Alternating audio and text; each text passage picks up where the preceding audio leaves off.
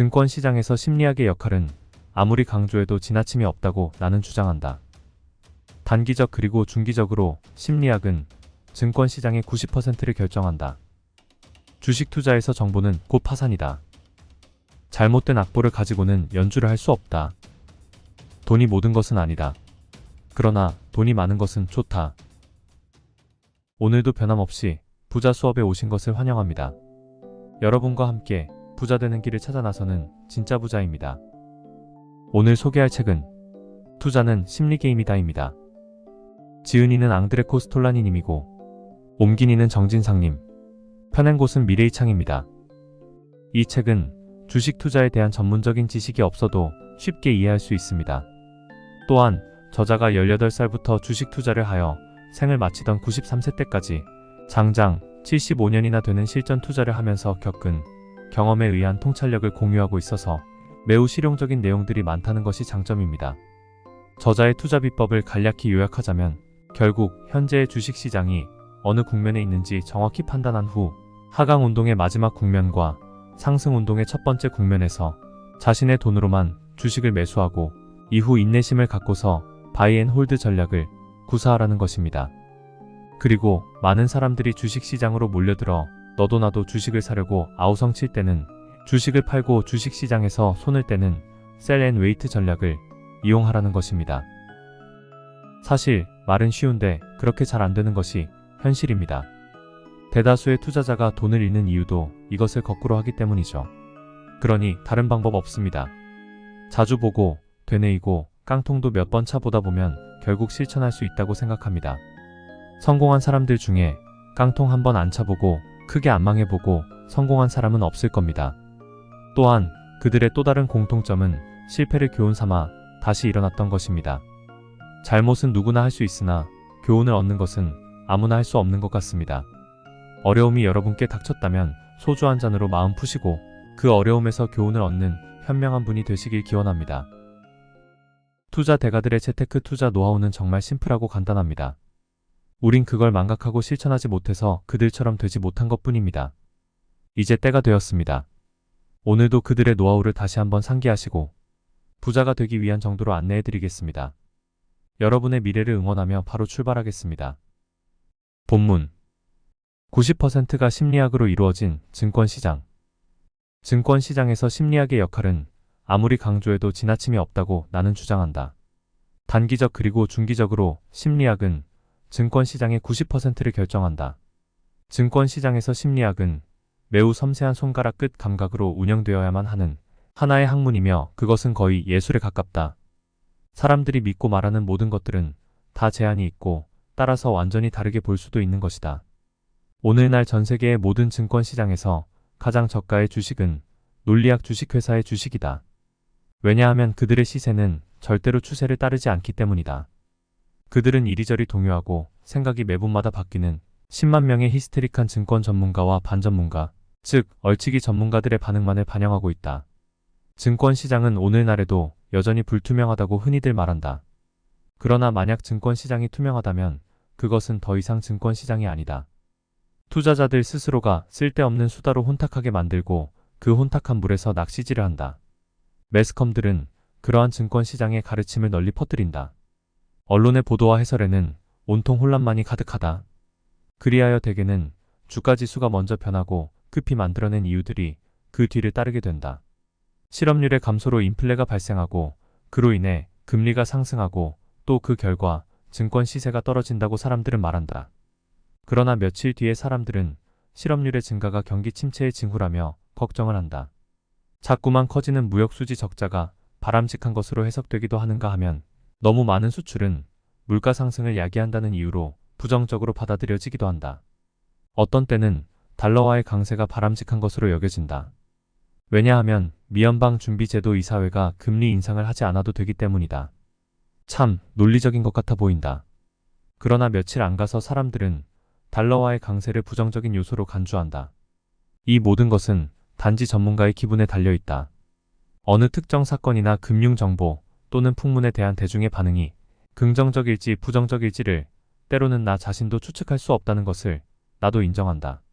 어느 특정 뉴스가 경제적 사건들에 어떻게 작용을 할 것인지, 그것이 증권시장에 호재로 반영될 것인지 악재로 반영될 것인지 투자자들은 그 규칙을 전혀 알 수 없기 때문이다. 증권시장은 자주 술 주정뱅이처럼 행동한다. 호재의 뉴스에 울기도 하고 악재의 뉴스에 웃기도 한다. 이러한 예로 외환 투자를 들어보겠다. 1970년대 달러가 미국의 정신적 콤플렉스 때문에 어려움을 겪고 있을 때 아랍 국가들의 오일 카르텔이 설립되었고 그 결과 오일 카르텔은 원유가를 끊임없이 인상시켰다. 높은 원유가는 인플레를 초래했으며 이러한 상황은 달러에 악영향을 끼쳤다. 따라서 달러 투자자들은 원유가 인상이 있을 때마다 아우성을 치며 달러를 대량으로 팔아치웠고 달러화는 끊임없이 하락했다. 당시 나는 이러한 반응이 얼마나 바보스러운 짓인가에 대해서 캐피탈지 칼럼을 통해 밝혔다. 만약 원유가가 계속 인상된다면 이는 일본, 프랑스 또는 독일 같은 선진국들에게는 원유 대금 결제액의 증가를 의미하기 때문에 달러 수요는 더욱 늘어날 것이고 이는 결국 달러화의 강세로 이어질 것이다. 그러나 대부분의 투자자들은 계속해서 달러화의 약세 쪽에 거는 게임을 했다. 몇 년이 지난 1980년대 미국의 달러화가 새로운 하향세에 처하게 되었을 때 사람들은 이번 현상을 1970년대와는 정반대로 해석하여 한편으로는 원유 사용이 세계적으로 감소했다는 것과 다른 한편으로는 유가가 하락했기 때문이라고 설명했다. 이번 경우에도 논리는 전적으로 옳았다. 선진국들은 달러가 그다지 필요하지 않게 되었으며 따라서 달러에 대한 수요는 감소했다. 1970년대 오일 쇼크가 대두되었을 때 사람들은 다양한 예측들을 했었다. 원유가가 상승하면 아랍 국가들이 보다 많은 달러를 갖게 되어 그들이 다시금 서방 선진국들로부터 물건들을 구매할 수 있게 될 것이며 이는 경기에 유익한 것이라는 견해가 있었다. 또 다른 의견들도 나왔는데 그에 따르면 휘발유와 난방비에 대한 소비자의 부담이 크게 증가하여 다른 소비 지출을 제한하게 됨으로써 경제 발전에 심각한 위험을 초래할 것이라는 것이었다. 설명은 언제나 나중에 따라온다. 증권시장 또는 외환시장의 시세는 오르락내리락하며 움직인다. 그런 뒤에 수많은 참여자들, 즉 투자자, 투자 자문가, 그리고 분석가들은 서로 정반대의 주장들로 왜 그렇게 되어야만 했던가에 대해서 아주 그럴듯한 설명을 내놓는다. 시세가 먼저 뉴스를 만든다. 그리고 나서 뉴스가 퍼진다. 뉴스가 시세의 움직임을 만드는 것이 아니다. 외부로부터의 뉴스가 언제나 시세의 상승에 결정적인 역할을 하는 것은 아니다. 투자자들은 이에 대한 실제적이고 물질적인 원인을 찾지 못하여 자주 비관적으로 된다. 이러한 비관주의는 증권시장 참여자들의 공통적인 특징이다. 왜냐하면 그들은 깊이 사고하지 않고 외부 사건들을 심사숙고하지 않으며 그저 빨리 대박을 터뜨리고 싶어하며 투자에 참여하여 뭔가를 사거나 팔고 싶어하는 게임가, 즉 정력적인 인간들이기 때문이다. 이러한 게임가들이 증권시장에 많이 관여하면 할수록 증권시장의 분위기는 더욱 불안정해진다.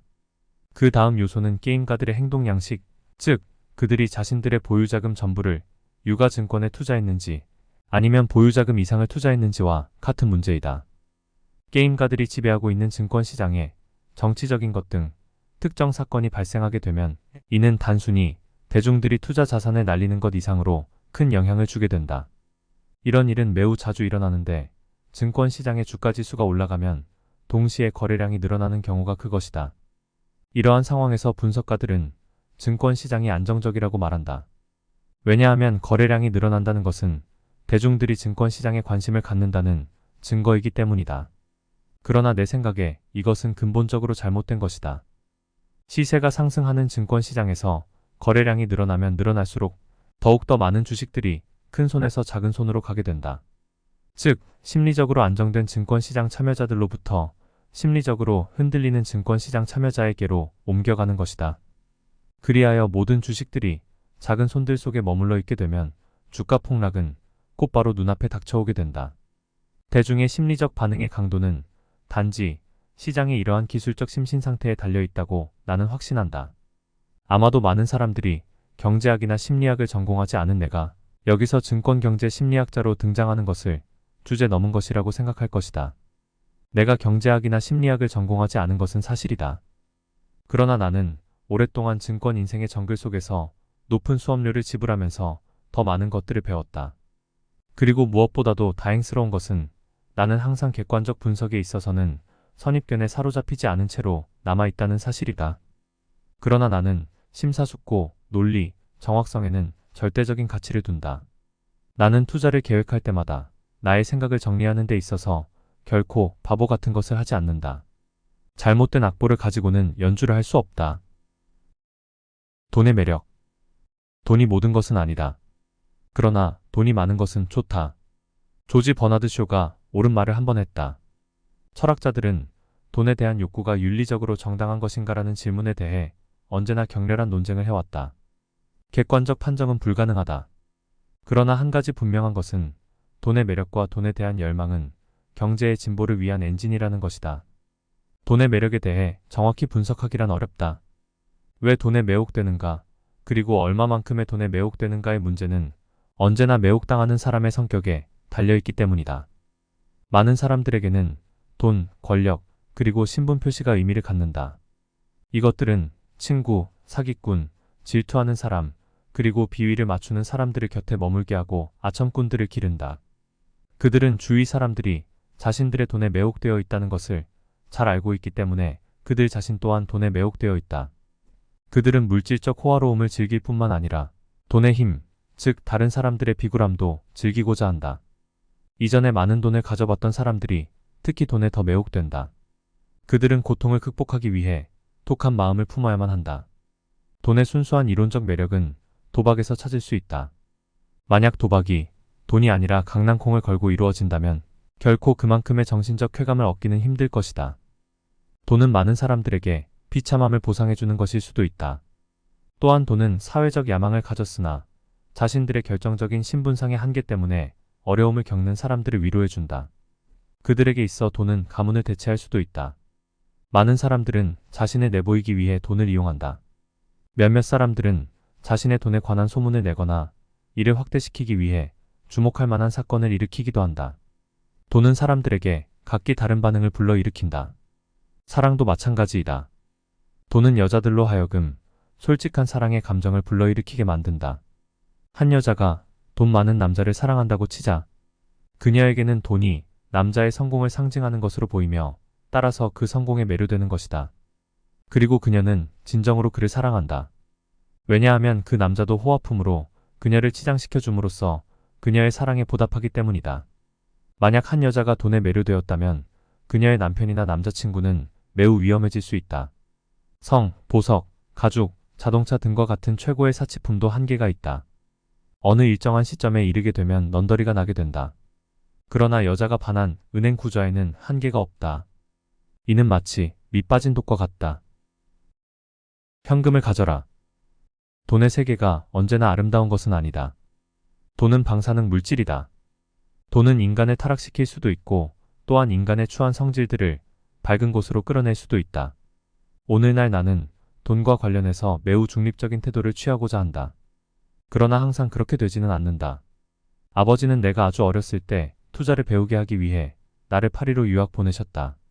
나는 부모님 덕분에 가난하고 몰락한 고향 부다페스트를 떠나 파리에서 생활할 수 있게 되었으며 돈도 적당히 가지고 있었다. 나는 파리에 도착하자마자 가장 먼저 당시 세계의 중심지였던 파리 시내 한복판으로 나갔다. 도시는 환상적이었으며 거대한 달의 공원이었다. 어느 곳이나 물건들과 사치품들로 가득 채워져 있었다. 이러한 사치스러움과 삶에 대한 즐거움은 파리의 어느 곳에서나 느낄 수 있었다. 사람들은 이 도시 안에서 모든 것을 가질 수 있었다. 다만 이를 위해서는 단 한 가지가 필요했다. 만일 사람들이 파라다이스로 통하는 문이 열쇠, 즉 돈을 갖지 못하면 파라다이스를 지척에 두고도 그곳에 도달하지 못한 채 주변에 맴돌아야 한다는 사실을 나는 그때 깨달았다. 그리하여 내 결심은 확고해졌다. 돈을 벌자. 그것도 아주 많은 돈을. 그 당시에는 건강을 지키기 위해서라도 돈은 지금보다 훨씬 더 중요했으며 살아가는 데 없어서는 안 될 불가피한 항목이었다. 나는 돈을 숭배하기 시작했으며 따라서 돈을 늘리는 것을 내 인생의 유일한 목표로 삼기 시작했다. 이렇게 되자 내 삶의 모든 가치와 입장이 변하게 되었다. 돈 이외의 것들은 모두가 하찮게 보였다. 왜냐하면 그 어떠한 것이라도 나에게는 아무 가치가 없어 보였기 때문이었다. 그리고 나는 언제 어디서나 돈을 벌 수 있었다. 내가 처음으로 증권시장에 갔을 때 매우 점잖고 나이든 신사가 나에게 말을 걸어왔다. 자네 회사 사장은 나와 가까운 친구라네. 그러니 내가 자네에게 증권시장에 대해 짧고 간결하게 설명해주지. 사람들이 여기서 하는 말이나 충고 따위는 아무 쓸모가 없다네. 모든 것이 오직 이 한 가지 사실에 달려있지. 주식시장에 주식보다 바보들, 즉 증권시장 참여자들이 많은가, 아니면 바보들보다 주식이 많은가. 나는 이 격언을 지금까지도 명심하고 있으며 나의 모든 증권시장의 철학은 그 바탕 위에 세워졌다. 즉, 공급과 수요의 법칙 말이다. 증권시장에서의 초창기 시절은 특히 나를 흥분시켰다. 그것은 마치 커다란 카지노와 같았다. 돈은 공중에 걸려 있었다. 이것을 느끼고 붙잡기 위해서는 안테나가 필요했다. 그런데 내 사부인 그 신사의 말을 빌리자면 그건 그리 어려운 일이 아니었다. 호와 별장에서 수영을 하면서 충분히 심사숙고하기만 하면 된다는 것이었다. 그리고 월말에 거두어 들이러 가기만 하면 되는 것이었다. 솔직히 말해서 객장에는 수백 명의 사람들이 혼돈 속에서 그 무엇을 손에 넣으려고 애쓰고 있지만 정작 그 무엇은 그리 많지 않다. 그러나 나는 이러한 분위기에 젖어들 수 없었다. 시간이 흐르면 흐를수록 나는 이 새로운 세계의 허풍스러운 분위기가 싫어졌다. 이곳 사람들은 누구나 자신만이 최고의 정보를 알고 있다고 주장했다. 그들은 증권 시세가 아무리 나빠도 이윤을 낼 수 있으며 고객들에게 언제나 정확한 투자 조언을 할 수 있고 확실한 예측을 할 수 있다며 뽐내고 있었다. 여기에서 난무하는 허풍들을 액면 그대로 받아들인다면 이곳에는 마치 천재 또는 예언가들만 일하는 것으로 착각할 정도였다. 그들은 또 자신들의 경험담이나 성공담을 자랑스럽게 떠벌리곤 했는데 그럴 때면 항상 내가 이미 말했잖아 라는 말로 시작했다. 나이가 어리고 경험이 부족했음에도 불구하고 나는 이곳이 1평방미터당 허풍쟁이들과 바보들의 밀도가 세상에서 가장 높은 곳이라는 것을 바로 깨달을 수 있었다. 그리고 나는 지금까지도 그렇게 생각하고 있다. 나는 이미 스스로 똑똑하다고 느꼈기 때문에 곧장 돈이 어느 것보다 심지어 사람보다 중요하다고 여기는 모든 사람들이 하는 것을 그대로 따라했다. 나는 증권시장에서 증권 시세가 떨어졌을 때 투자하는 이른바 약세장 투자를 시작했다. 거기에는 나의 지적 오만, 즉 우월감도 당연히 개입되어 있었다. 이곳의 허풍쟁이들과 바보들에 대한 내 생각은 부정적이어서 나는 그들과 반대로만 실행했다. 즉, 그들 대부분은 주가가 올라갔을 때 시장에 개입을 했지만 나는 주가가 하락했을 때 시장에 개입했던 것이다. 우연히도 나는 이를 통해 성공을 거두었다. 시장이 추락하는 주식 시세와 함께 침체, 즉 커다란 위기를 겪고 있었기 때문이다. 주가는 하락하고 또 하락했다. 나는 매일 결산을 하면서 이윤을 확인했다. 나는 주식 시세가 떨어졌을 때 계속해서 투자를 했기 때문에 내 이윤은 하루가 다르게 불어났다. 나는 이를 우연이라고 말했다. 왜냐하면 나는 결코 근본적인 이유로 인해 약세장 투자자가 된 것은 아니었기 때문이다. 내가 시장에 개입했던 동기들은 단순하고 개인적이며 심리적인 것이었다. 그 당시 나는 결코 물질적인 논리를 알지 못했다. 또한 경제에 대해 비관론적이지도 않았다. 단지 어떠한 희생을 치르더라도 오직 한 가지, 돈을 벌기를 원했었다.